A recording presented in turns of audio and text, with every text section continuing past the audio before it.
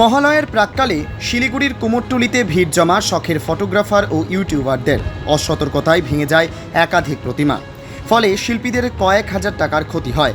শিল্পী নীলুপাল জানান, দুর্গাপুজোর আগ মুহূর্তে এমন ঘটনা শিল্পীদের মানসিক ও আর্থিকভাবে ভীষণ ধাক্কা দেয়। দোষীদের শনাক্ত করা সম্ভব না হওয়ায় শিল্পী সমাজ সিদ্ধান্ত নিয়েছে এবার থেকে ছবি তুলতে হলে দিতে হবে 100 টাকা এবং 20 থেকে 30 মিনিটের ভিডিও শ্যুটে 500 টাকা। তাদের মতে এই পদক্ষেপে যেমন শিল্প সুরক্ষিত থাকবে, তেমনি বাড়বে সচেতনতা। শিল্পীরা স্পষ্ট বার্তা দিয়েছেন, প্রতিমা শুধুমাত্র ছবি তোলার উপকরণ নয়, বরং সংস্কৃতি ও জীবিকার অঙ্গ। তাই দর্শনার্থীদের উচিত অনুমতি নিয়ে শিল্পীদের সম্মান জানিয়ে ছবি বা ভিডিও ধারণ করা। নাম হচ্ছে নীলুপাল। ক্ষতি বলতে ক্ষতি কেউ জেনে শুনে করে নাই, সেটা বলবো না। মেন হচ্ছে যারা ভিডিও করে, এই ধরনের ব্যবসা বিজনেস করে, তারা একজন দুজনের নাম করে আছে, 5 জন 7 জন মহিলা ছেলে সবাই মিলে আছে। চাপা গলি, যেরকম গলি দলের দল ঢুকে যায়, ঢুকে ফটো উঠে এদিক সেদিক করে। ওদের বলা হয় তোমরা এত লোক ঢুকবা না, 1-2 জন ঢোকো। ওই বেগ টেগ নিয়ে হেলমেট নিয়ে ঢুকে পড়ে, দাদা ভেঙে যাবে না, দাদা ভাঙবে না।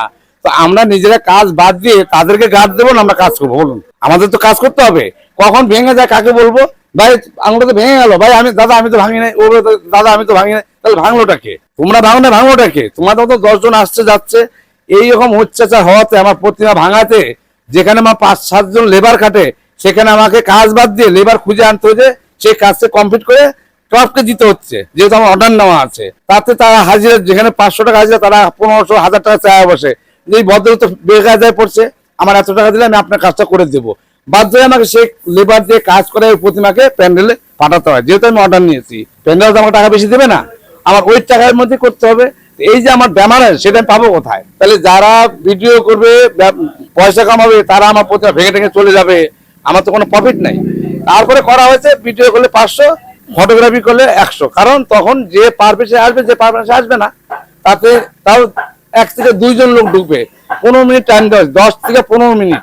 তারপরে বেশি কিছু করতে হয়, তাকে সময় বেশি দিয়ে পয়সা দিতে হবে। কাজ এমন না যে আমি পয়সা নিচ্ছে বলে আপনাকে আমি 1 ঘন্টা 2 ঘন্টা টাইম দেবো বা 5 ঘন্টা টাইম দেবো, তা আমি দিতে পারবো না, সম্ভব না আমার পক্ষে। কালী পুজোয় এখন হতে পারে, যেহেতু এটা করাতে আমার এখানে একটু কমে গেছে। যাদের দরকার তারা এসে করে পয়সা দিয়ে, যাদের দরকার না তারা বাইরে থেকে চলে যায় দিকে। তাতে আমার এখন কমাতে, প্রতিমা ভাঙাও কমেছে। আমি সুস্থভাবে আশা করি কাজ করতে পারবো, আমার এটি হচ্ছে কথা, আর কিচ্ছু না। কালী পুজোয় এখনো বলতে পারছি না কি হবে। কালী পুজোতে এই ধরনের উদ্যোগ আবার নেয়, আমাকে এরকমই উদ্যোগ নিতে হবে যে ভাই ঢোকা যাবে না।